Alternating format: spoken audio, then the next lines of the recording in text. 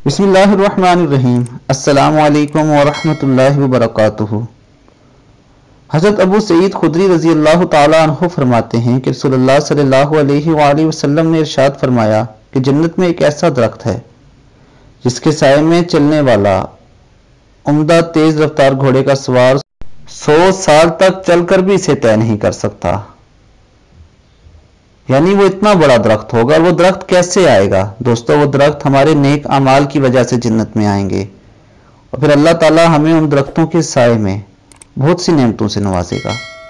इसलिए दोस्तों, आप आज से अपनी जिंदगी का शऊर बना लें कि हमेशा आप दूसरों को नेकी की तलकीन करेंगे, दूसरों की मदद करेंगे, अल्लाह रब्बुल इज्जत से दुश्मनी मोल नहीं लेंगे, नबी पाक सल्लल्लाहु अलैहि वसल्लम की सुन्नतों पर अमल करेंगे, क्योंकि यही वो वाहिद रास्ता है इस पर अमल करके हम दुनिया और आखिरत में कामयाब हो सकते हैं।